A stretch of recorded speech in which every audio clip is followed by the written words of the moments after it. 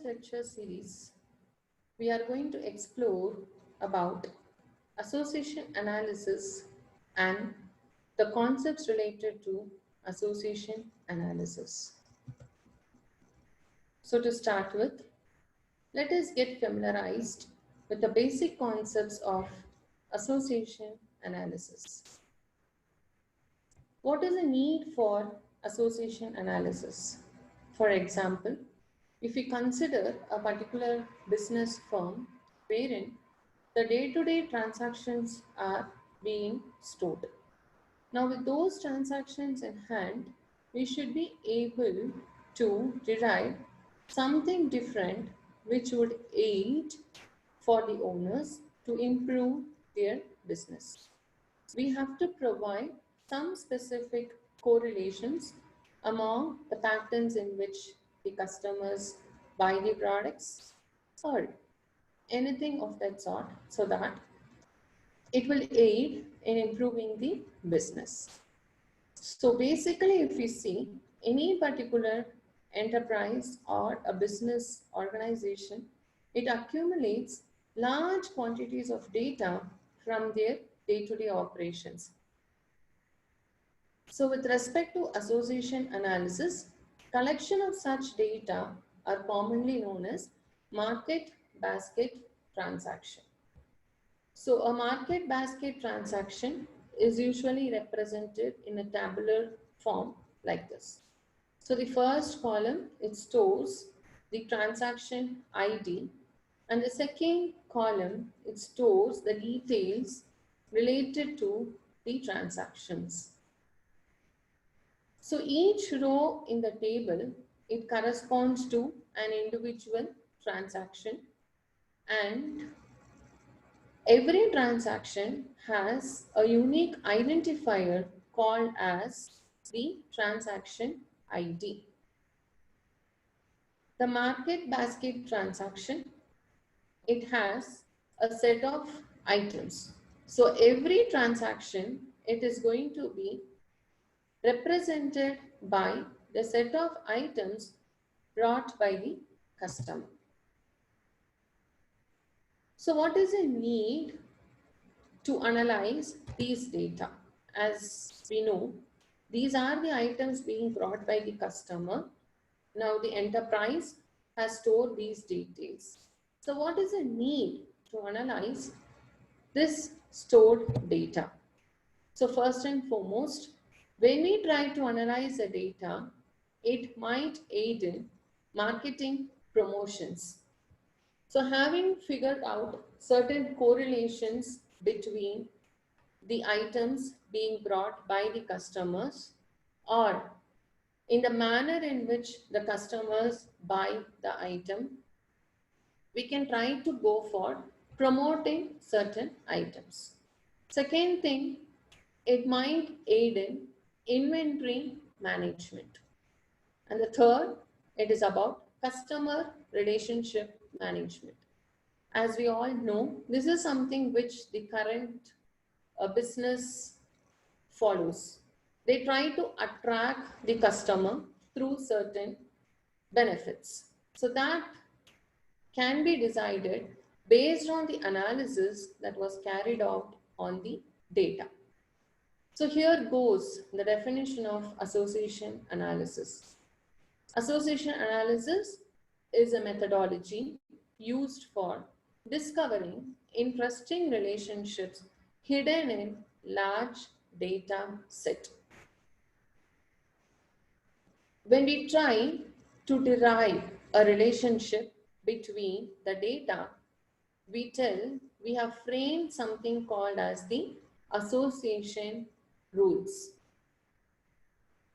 So association rule is something which is used to bring out the relationship among the data.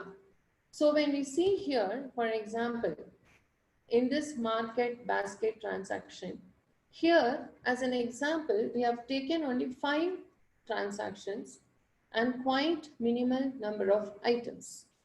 So it doesn't create much confusion for us, because when we see this, obviously we can try to predict some correlation between the items. But as we all know, data mining always deals with voluminous amount of data. So when we have such a huge volume of data, how are we going to correlate the data in order to derive some relationships, or commonly called as patterns between the data? We try to derive some patterns which represents a relationship among the data. So if we take this particular market basket transaction as an example, with these transactions in hand for sale, we take the second transaction, we see that the customer, okay, has purchased bread, diapers, beer, and eggs. Similarly, the third customer or the third transaction was like milk, diapers, beer, and cola. And the fourth, bread, milk, diapers, and beer. And the fifth one. So now, if we try to analyze these three transactions, namely the second, third, and the fourth transaction, we see a sort of correlation existing between diapers and beer. So we can try to analyze a scenario like might be the mom has delivered a newly born kid. Okay, the mom has delivered a kid and is being accompanied by her spouse to a particular retail shop. And that's how diapers and beer goes hand in hand. So through the analysis, they have tried to bring out with the fact that diapers and beer are associated. Whenever customers purchase diapers, there is an option that they go for purchasing beer. So the rule suggests that a strong relationship exists between the sale of diapers and beer.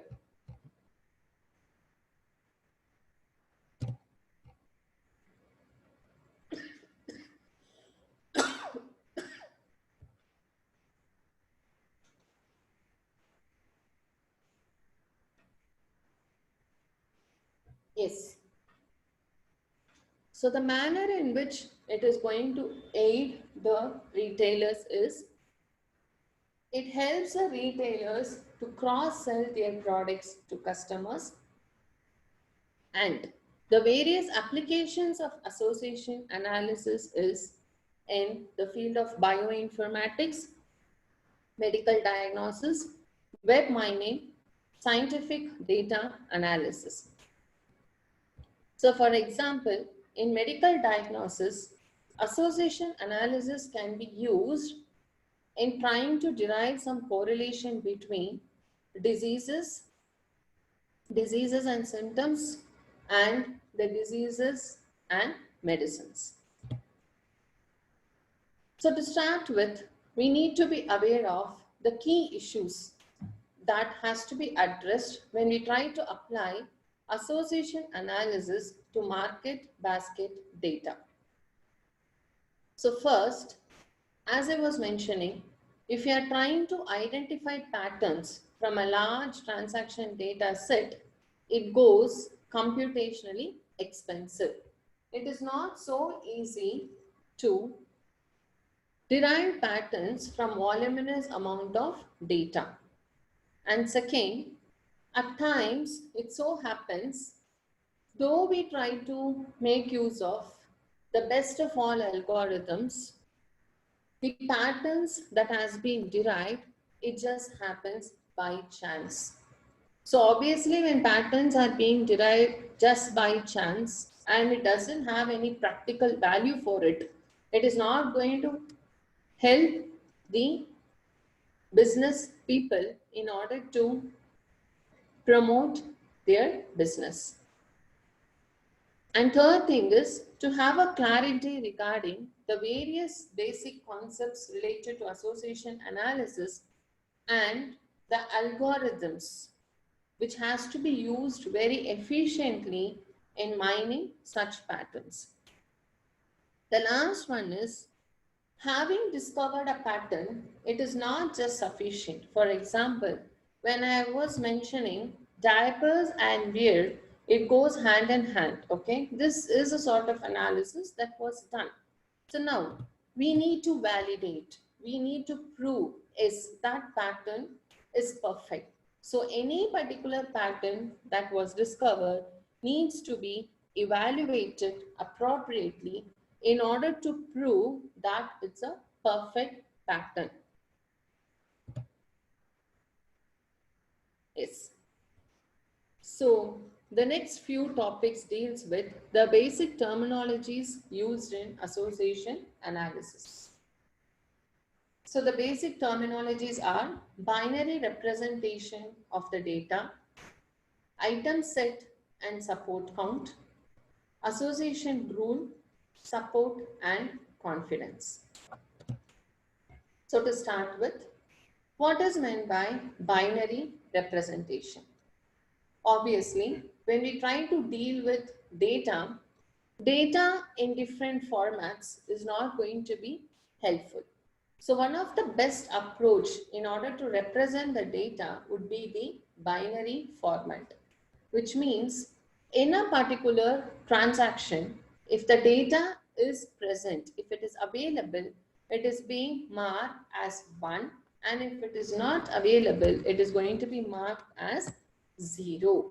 So now, when we try to represent the same market basket data in a binary format, we get this particular table in which each row corresponds to a transaction and every column corresponds to the item. So with respect to a particular transaction, for say transaction ID 1, the items brought by the customer were bread and milk. So the values of bread and milk is 1 and that for the other items is 0. So this is how we try to represent the market basket data in a binary format. So the next terminology that we need to be aware of is item set. A very, very important basic terminology which is commonly used in association analysis. So before getting into item set, we need to be aware of what is meant by set of all items. Set of all items can be visualized like a domain of items. Again, getting back to our examples, the same market basket data, if we consider the items totally in this particular market basket database is nothing but bread, milk, diapers, beer, eggs, and cola. So these 6 items forms the domain of items, which is called as set of all items, which is usually represented by uppercase I. So with respect to our market basket data, this set of all items has 6 items with it. So it's like I1, I2, I3, I4, I5 and I6. Next, set of all transactions means what? It's quite obvious. The total number of transactions that has been carried out. It is not just a mere number, but rather it is a set of all transaction IDs. When I try to store the transaction IDs as a set, that becomes my set of all transactions. So now, having got an idea about set of all items and set of all transactions, it is easy to understand the concept of item set. Item set represents set of items chosen by a customer in a particular transaction. I repeat, item set represents the set of items chosen by a customer in a particular transaction. So for say, for transaction ID 1, the set of items chosen are bread, milk. For transaction ID 2, the set of items selected are bread, diapers, beer, and eggs. For transaction ID 3, set of items chosen are milk, diapers, beer, and cola. It goes on like this. So basically, if you see an item set, every item set would be a subset of set of all items. So any collection of items in any particular transaction will be a subset of this domain of items. So what we commonly concentrate in association analysis is upon this item set. Throughout the concepts of association analysis, we deal with item set. So item set, again I repeat, it is nothing but collection of items in a particular transaction. Or to put in more simple terms, just a collection of items from the set of all items. We need not even be bothered about transactions over here. If I just try to form the various subsets of these items, collection of items, if I try to form the various subsets of these items, then each subset can be denoted as an item set.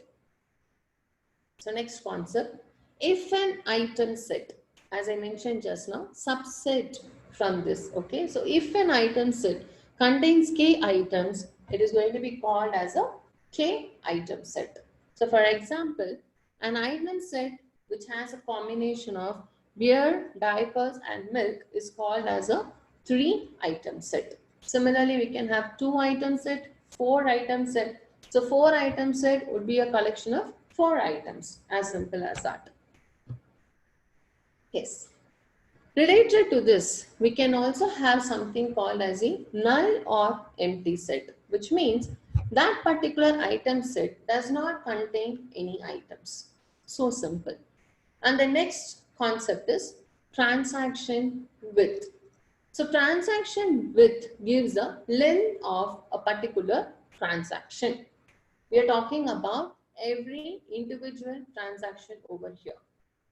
So transaction width defines the number of items present in that particular transaction. So for say, if we take transaction ID 1, the length of transaction ID 1 or the transaction width of transaction ID 1 is 2.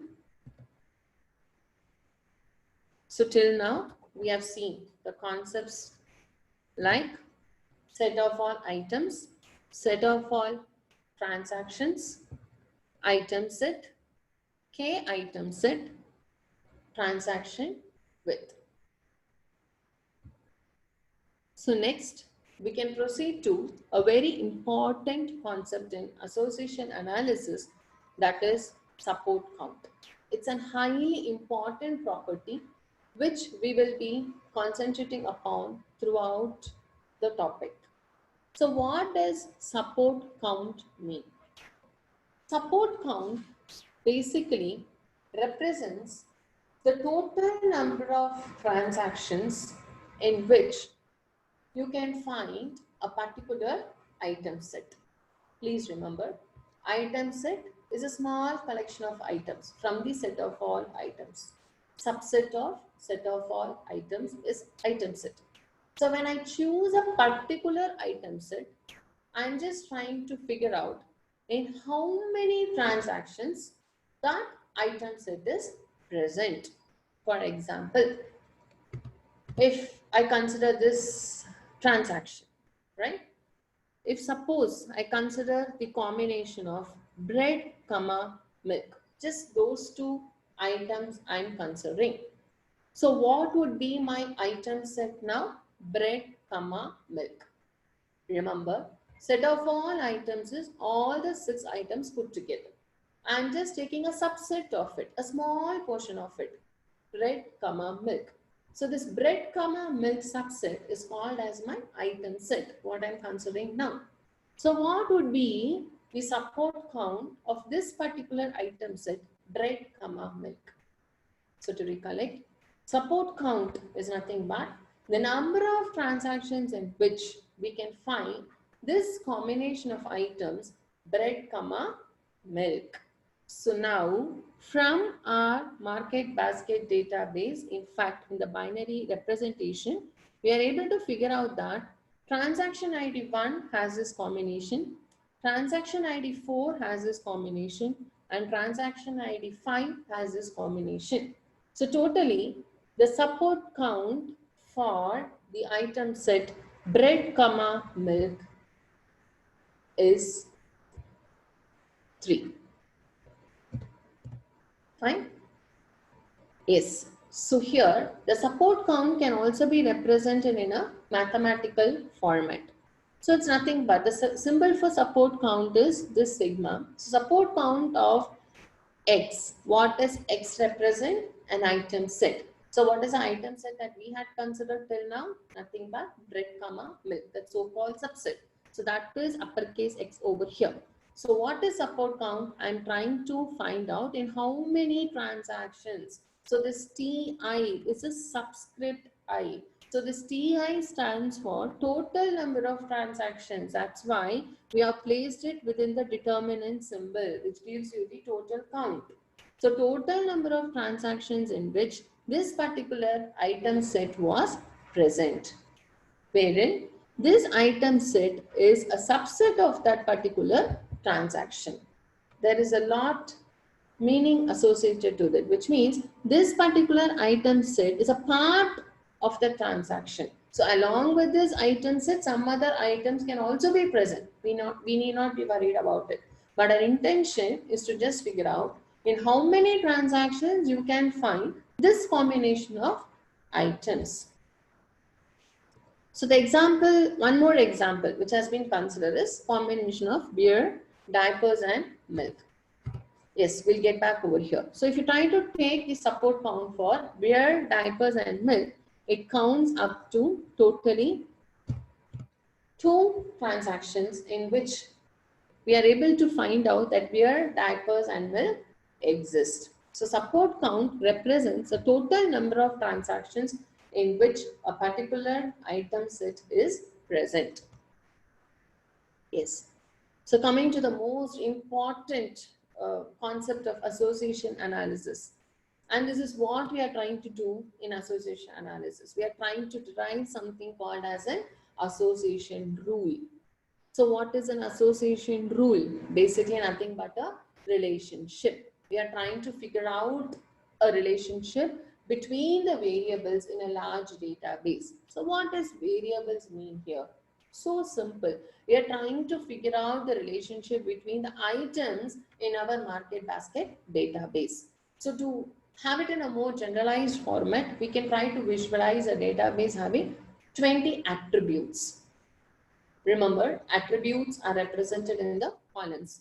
So if I consider a database with 20 attributes, I'm trying to bring out or rather figure out a relationship between these attributes. That when I'm able to do it, when I try to tell, for example, attribute number 5, okay, is related to attribute number 20, in some manner, I have generated an association rule, like how we told beer and diapers. So these two are correlated. These two items are correlated. Through some analysis, we were able to figure out it. So association rule, it determines the relationship between the variables.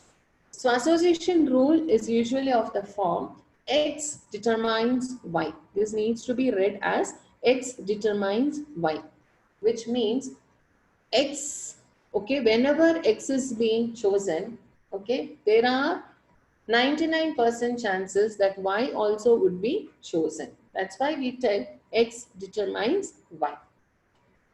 And next important thing over here is X and Y are disjoint item set, which means it cannot be the same, right? We cannot tell like beer and diapers is going to determine gear and diapers. So we are trying to bring out a correlation or rather a relationship between different variables. So see to that, the left hand side part and the right hand side part of this association rules are going to be disjoint sets. That's very, very important.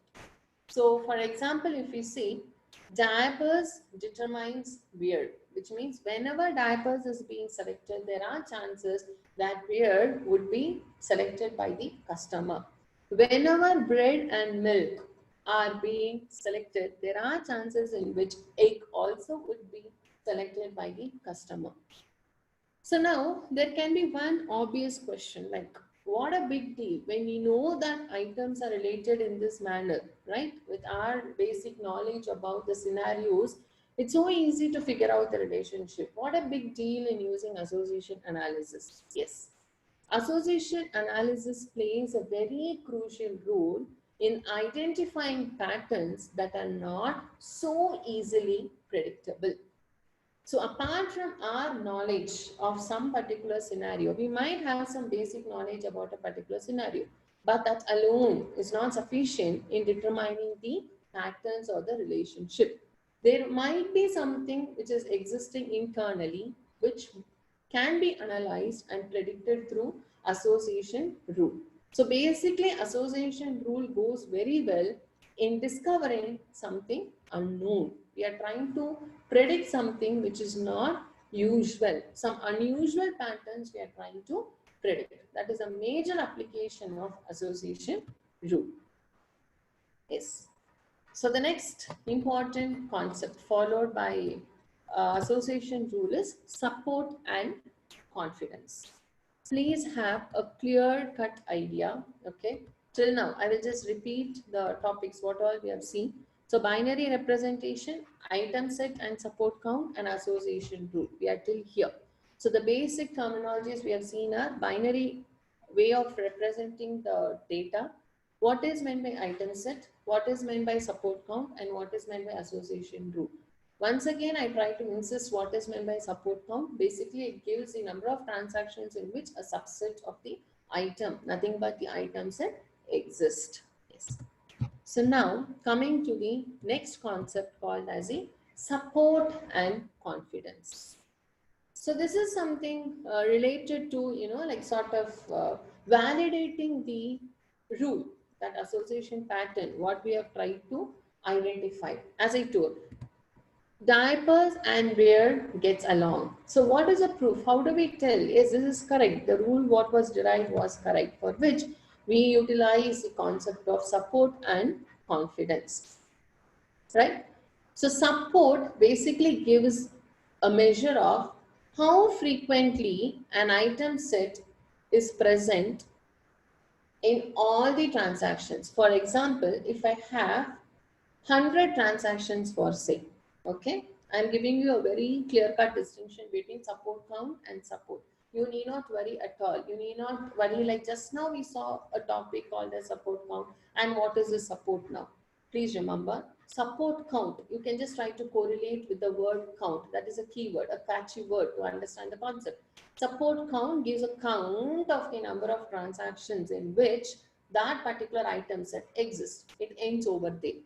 On the other hand, when it comes to support, right, we are trying to figure out how frequently that item set is going to exist in the whole database, that whole data set. So for example, if I consider, okay, if suppose a rule was derived like bread and shampoo, some way through some particular algorithm, and a derivation was brought out like bread and shampoo.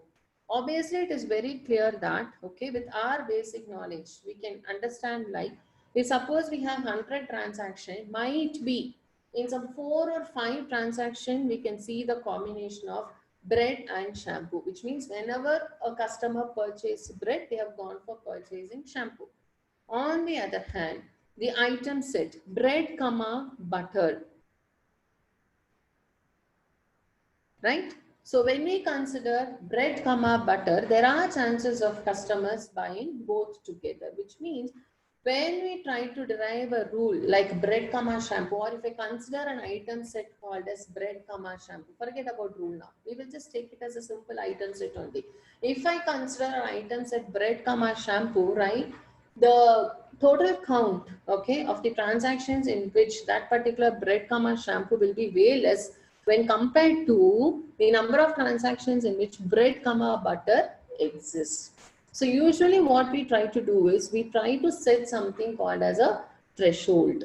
If not for that, any rule, okay, even if a simple correlation is existing, our algorithm will predict it as a rule. As I told, bread comma shampoo might be obtained as a rule. We don't know. So we try to set a threshold. We try to tell, for example, out of 200 transactions, for a minimum of 50 transactions, okay, to a minimum of 50 transactions, if the item set is present, then consider that particular item set, which means support, right? We are trying to tell how many transactions, so the total count, what is the frequency of existence of that item set in the data set. That is about support.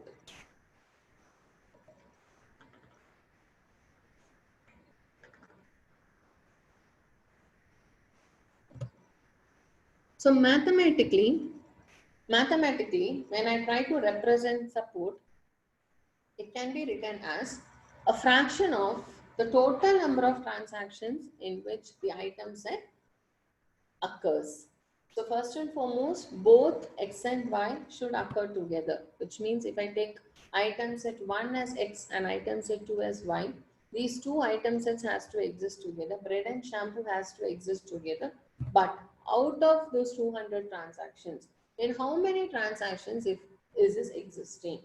So for example, if I have set a threshold for support, as I mentioned, like 50, unfortunately, if bread and shampoo is existing only in, say, 20 transactions, then it is of low support. There is no point in considering that combination.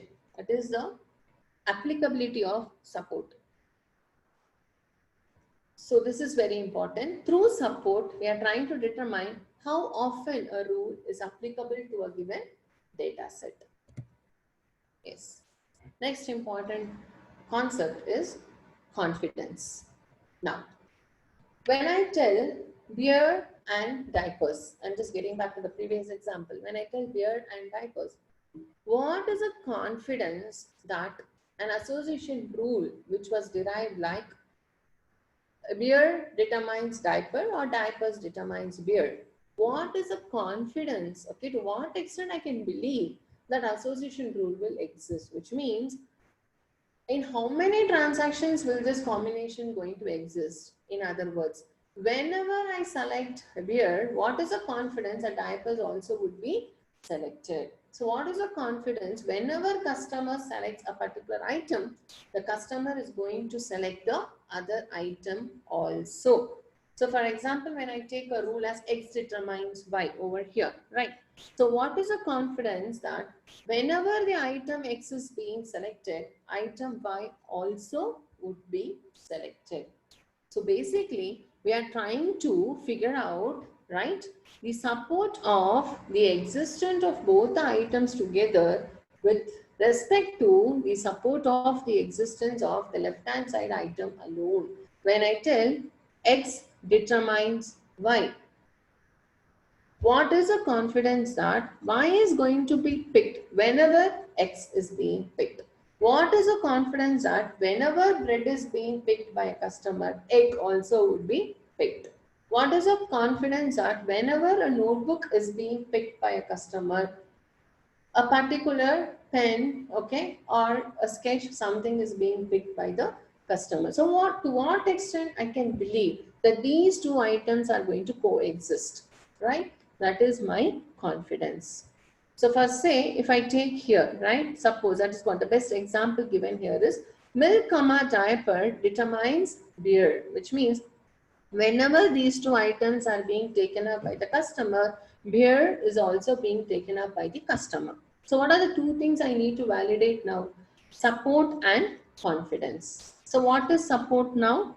Number of transactions in which this exists by the total number of transactions. I'm repeating. Support is number of transactions in which milk, diaper, comma, beer exists, which is nothing but the support count of this item set, okay, to the total number of transaction. So that's what, if we see in the market basket database, we get to know the support count for milk, diaper, comma, beer is 2. Okay, this combination exists in 2 particular transaction. divided by total number of transactions, that is nothing but 5, that is 0.4. So the support for this particular rule, okay, for this combination of x determining y is nothing but 0.4. So if suppose my threshold was 0.3 for say, this is a valid rule. This is a valid combination. What is meant by count now? What is the confidence or what is the belief that whenever I go for choosing Milkama diaper, here also is going to be selected. So it's nothing but support count of, right, all the three items set. We are taking the union of x and y. Please remember. So support count of all the three items set together to the support count of the left hand side alone, because we are trying to determine what is the confidence that right hand side would be selected whenever left hand side was selected. So confidence value falls here to be 0.67. Yes. So what is the need for support and confidence now? Why we need these two terminologies? As I was mentioning, we need to validate the rules which was developed. That is very important. It is not like randomly telling just like that in a haphazard manner, telling like this rule can be derived, or as I mentioned in the beginning, casually a rule can be derived. Just by chance it can be identified. So through some means we have to validate the rule. And second thing is, we don't want to get into totally uninteresting rules. We don't want to derive in a rule which will be so embarrassing for the customer. We don't want to end up in rules which will not be that useful for the business. So in order to identify to what extent that particular rule or so-called inference, that association rule is also called as an inference. We are trying to infer something from the data we have in hand, right? So to what extent that inference or the association rule is reliable. So in order to identify that only, we try to make use of the concepts like support and confidence. And one more thing over here is, whenever we try to write an association rule, this is the syntax. We try to write it like this. We have an arrow mark, and left hand side of the arrow mark is called as an antecedent, and right hand side of the arrow mark is called the consequent, which means when this particular item set, the item set present in antecedent, when it is being selected, there are chances that the item set in consequent would also be selected by the customer. So the item set in antecedent determines the item set in consequent. So this is how we represent the association rule. This is the syntax. This is how we henceforth throughout all the series we will be visualizing, or they will be utilizing association rule. We will be writing association rule in this pattern. LHS determining RHS. Whenever you see something of this form related to this topic, remember it is nothing but an association rule. So basically, if we see, using not many algorithms and techniques, we can mention that association rules, it always occurs due to co-occurrence. There is some sort of relationship. That co-occurrence means some sort of relationship has to exist between the item sets, and it is never just in a casual manner. That is not acceptable. Thank you.